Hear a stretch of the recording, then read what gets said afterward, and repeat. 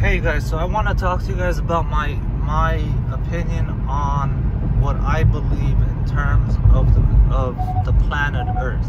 Okay, so there's a lot of flat earthers out there, which I think they're just getting off, just messing around with people. I don't really believe that people think the Earth is flat. I'm sure there's some retards out there that believe it, but I think for the most part people are just clowning, you know. Yeah, I believe it's flat Earth, and they're making videos and all the reasons why the Earth is flat. Now, the Earth being round, of course I believe the Earth is round. That it's a globe, okay? But do I believe the mainstream perspective of which is a theory, not a fact? People need to distinguish the difference between theories and facts. So, what is in the center of our planet Earth? The theory is that there's a whole bunch of molten iron, nickel, and other elements, and this is essentially a very developed theory. It's not a fact because we've never been there. We don't know for certain if that's the case. It seems to be most likely the case. Okay. Now, what's my opinion? My opinion is, I believe in the expanding Earth theory.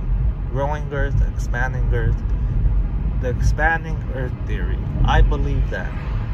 Now, if any of you know what Pangea is, Pangea was all the continents were connected as one giant continent at one point in time in Earth's history. Now, the part about Pangea they don't tell you in school is just the same way the Earth's continents like come together like a puzzle and create Pangea. Well, they connect from the other sides just as well. So the expanding Earth shows that Earth was smaller at one point in time, and Pangea was just Earth, let's say in the size of the moon, with all the continents connected. And I think that all the planets, because they're spinning and nothing is just fixed, like we have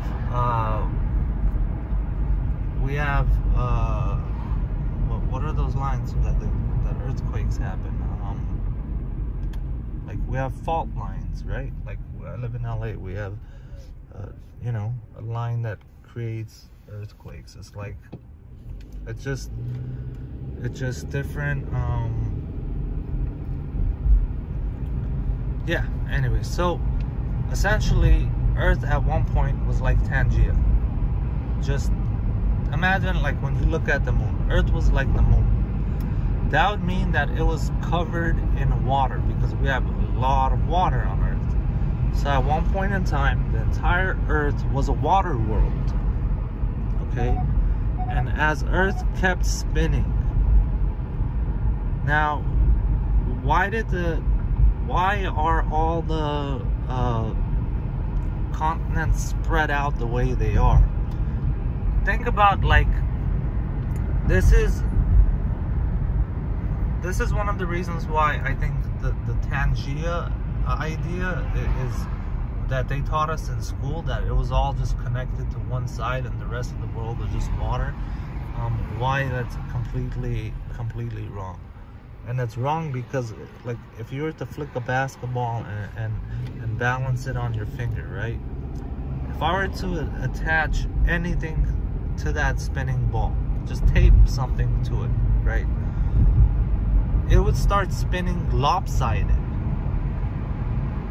So as Earth is spinning and expanding, what happens is the Earth also tries to balance itself because it's spinning. It balances itself by spreading out the continents to different places. And the continents are always moving, right? And that's why there's always earthquakes. That's why, and whatnot. So I believe in the expanding Earth theory. Now, I also believe in the Hollow Earth theory. And not the Hollow Earth theory like, because there's different variations of the Hollow Earth theory. One of the one I don't believe in is the one that Earth is hollow and in the center there's like a star, like a sun, a miniature sun in the middle, and that there's life on the inside of Earth, and you can access that inside through two holes, one in the north, one in the south pole. That's not the Hollow Earth theory I believe. I believe in the one that as Earth expands, the center, you start creating pockets of void, of nothing there, right? Think of it like a balloon.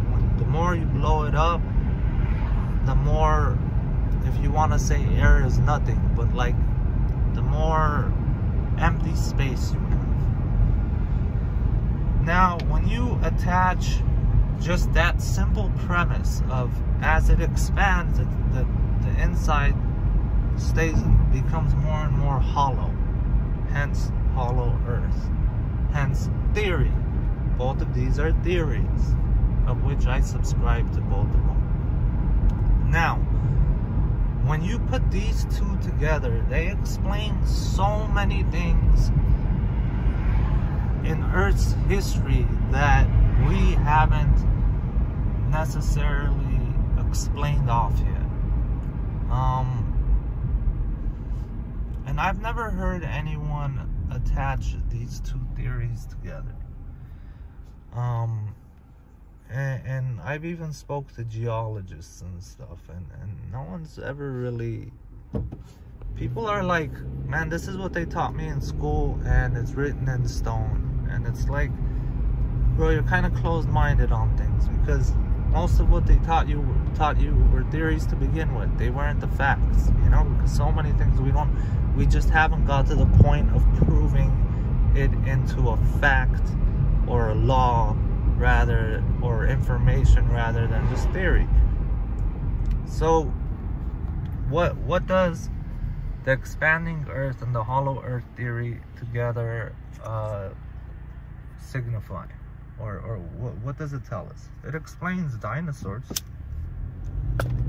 How does it explain dinosaurs? Well, it explains dinosaurs by dinosaurs were massive, right?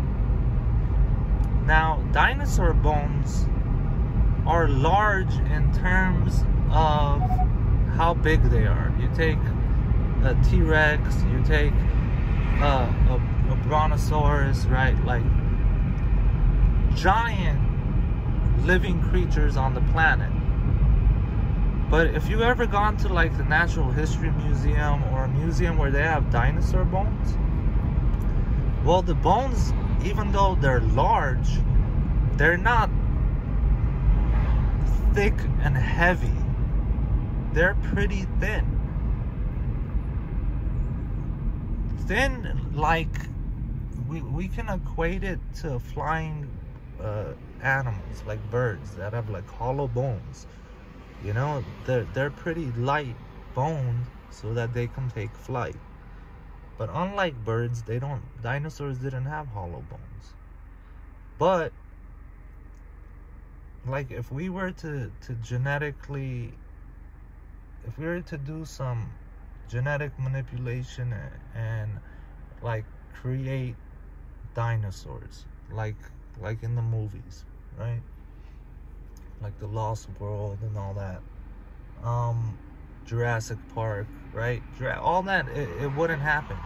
We can't do it. I mean, we might be able to do it, but we're not going to be able to do it. And the reason we're not going to be able to do it is because if you were to bring that animal on Earth today, and I'm sorry, there's another cop, so I gotta put the phone down a little bit. So, if you were to bring those dinosaurs and bring them alive today, what would essentially occur is the same thing when you take a whale out of the ocean. What happens when you take the whale out of the ocean? The biggest creatures we have today are in the oceans. Why are they in the oceans? Because they float. And since they float, they essentially weigh less in the water than they would weigh outside the water. So when you take a whale out the water, what happens is it starts suffocating on its own weight. Their lungs start being squished by their own weight. They die just from their own weight because there's no buoyancy on the ground today. Now, if Earth was smaller at one time, it would most likely mean Earth's gravity was maybe a quarter of what it is today. It obviously was less than it is today because the farther back you go in history, the larger these animals become, or these creatures become. And as time goes on, I believe Earth's gravity is only going to get stronger and stronger. And yeah, it explains dinosaurs. The fact that all these continents were attached together, it explains how we have ancient cities. Like you take the Great Pyramids, right? You take, there's pyramids all over the world, right? How did pyramids become the thing all over the world? Well, because it was all connected, right? It was all connected, and so information got shared, and they were all building for the same reasons, you know? But as the continent started spreading out, now looking at it from today's glasses, we wonder, damn, how did they build it over there, and then across the water over here, and then across over there? And in case any of you guys don't know, I believe the largest pyramid on Earth that we know of is in China. Okay? Mexico has amazing pyramids. The Americas have pyramids. In the United States, we call them mounds. We don't call them pyramids, but we have mounds.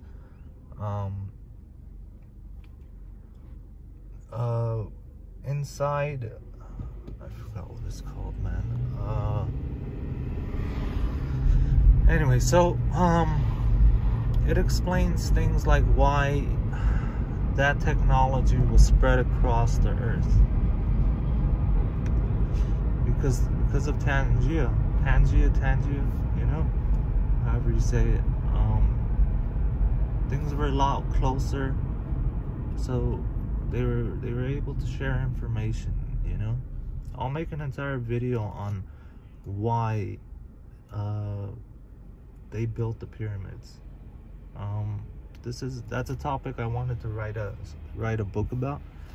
Not how they made the pyramids, but why they built the pyramids. And it's not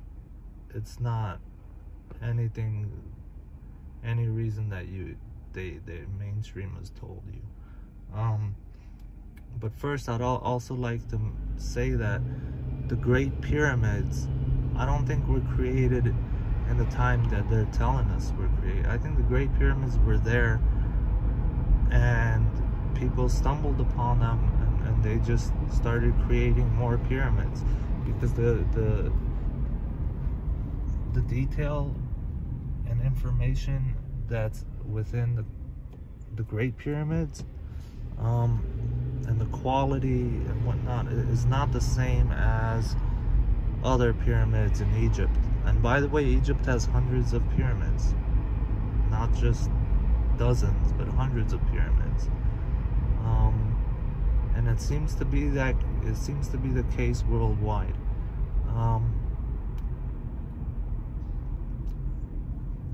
Most of these pyramids were like the Great Pyramids, like they're supposedly they're perfectly lined up with Orion's belt. So if they're lined up with Orion's belt, what makes us think that all the other pyramids aren't lined up with specific stars as well? And if we were to backtrack, like how continents moved and what star a pyramid aligns with, we might have an entire layout of the solar system through pyramids.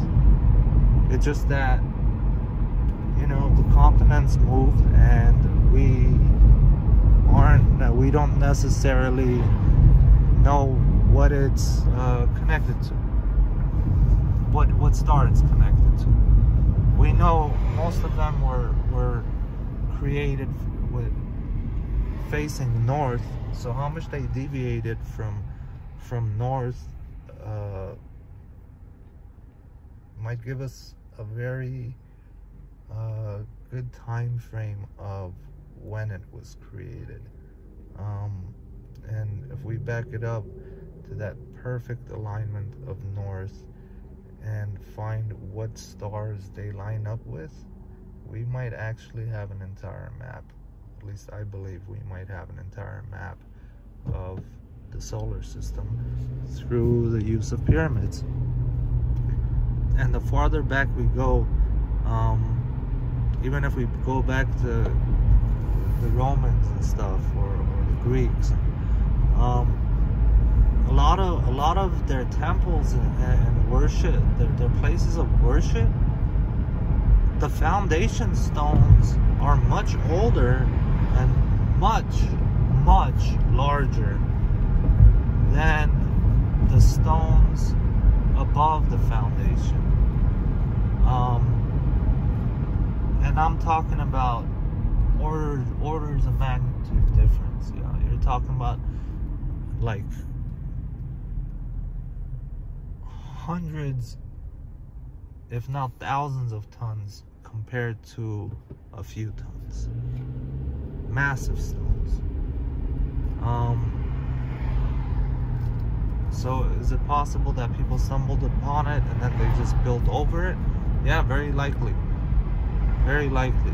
Like if you were back in the days and you were in the desert, you would most likely, if you stumbled upon a really good cave, you would just, that's where I'm gonna start living, because there's already something here. I don't have to create it, right? So I think that's what happened with a lot of the stuff. I think it was just out there, and we just, it's like we gotta settle somewhere. There's water nearby, and there's already some creation. So, you know, why not here? I think that's one of the reasons why. That's not me farting, that's the steering wheel. Sorry, people. So, yeah. Your thoughts and opinions. I'd greatly appreciate what you guys think and what you guys have to say. I don't think these are my opinions, but none of them are in stone. Like if you were to tell me, hey, well, I have this information and this, if you were to tell me, like, I'm a person, man, that makes sense. You can change my viewpoint. I'm not gonna feel like, oh, me being wrong is like the end of the world. No. I'm I'm on the journey just the same way you are, and I don't know everything. And the more information I have, the more I know, and the more I can tell other people. And if you have information, share it with me. We can both grow as human beings. So yeah, that's that. And the next video, I think I'll do it on why the pyramids were made. Yes, you guys have a great night.